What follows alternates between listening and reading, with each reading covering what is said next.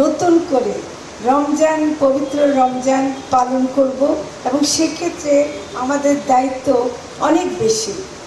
আমরা মানুষকে চাই যে অন্তর্বর্তীকালীন সরকার হিসেবে আমরা শুধুমাত্র যে এসে কিছু সংস্কার করব তা না, কিন্তু আমাদের কাজ হলো যে সাধারণ মানুষ যে উদ্দেশ্যে এবং যে কারণে তারা কষ্ট পাচ্ছিল, তাদের দম বন্ধ হয়ে আসছিল, সেটা ছিল দ্রব্যমূল্যের ঊর্ধ্বগতি।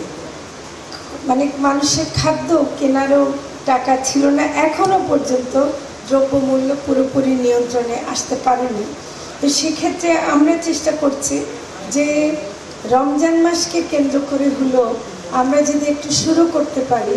মৎস্য প্রাণী সম্পদ মন্ত্রণালয় এবং আমি আমাদের মৎস্য প্রাণী সম্পদ অধিদপ্তর বিশেষ করে যে উদ্যোগ নিয়েছেন, ডিজি মহোদয় এবং আমাদের যত পরিচালক এবং যারা আছেন প্রত্যেকে রাত দিন খেটেছেন। এমনকি শুধু ঢাকায় না, আমাদের সারা বাংলাদেশে আমাদের যারা প্রাণী সম্পদ কর্মকর্তারা আছেন, খামারিরা আছেন, প্রত্যেকেই রমজানে যেন অন্তত সাধারণ মানুষের কাছে সাশ্রয়ী মূল্যে, মানে যে একেবারে যে কয়টা আইটেম খুব গুরুত্বপূর্ণ, দুধ, ডিম, মাংস, মানে মাংস 2 রকম, মুরগি এবং গরুর মাংস, এগুলো যেন আমরা তুলে দিতে পারি সে চেষ্টা আমরা করে যাচ্ছি।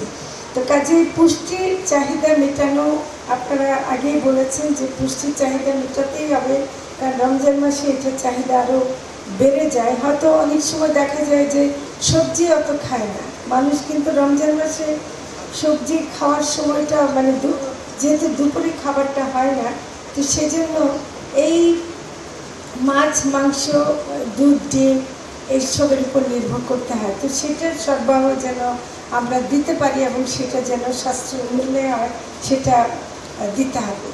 আমরা এই কার্যক্রমের অধীনে ড্রেসড ব্রয়লার মাংস মানে মুরগির মাংস প্রতি কেজি 250 টাকা, দুধ পাস্তরিত প্রতি লিটার 80 টাকা, ডিম প্রতি ডজন 114 টাকা এবং গরুর মাংস প্রতি কেজি 650 টাকা মূল্যে বিক্রয় করা হবে। এটা আমরা ইনশাআল্লাহ রক্ষা করব এবং আপনাদেরকে এটুকু কথা দিতে পারি, এটা নিরাপদভাবে প্রসেস করা, নিরাপদভাবে এটা তৈরি, ফলে এটা আমাদের সবাইকে অনেক কাজে লাগবে। তো আমি এটাও বলতে চাই যে মৎস্য ও প্রাণী সম্পদ মন্ত্রণালয়ে আমরা আরেকটা প্রতিশ্রুতি দিয়েছি যে জুলাই গণঅভ্যুত্থানের যারা আহত এবং শহীদ পরিবার আছেন তাদের পুনর্বাসনের কথা উঠছে। তো সেখানে কি কি কাজ করা যেতে পারে, সেখানে আমরা দেখছি যে আমাদের অনেক খামারের কাজ করা যেতে পারে, মৎস্য খামার করা যেতে পারে, পোলট্রি ফার্ম করা যেতে পারে। তো ফলে আমাদের মন্ত্রণালয়ের পক্ষ থেকে যে যে ধরনের সহায়তা দিতে হয় আমরা সেটা দেব।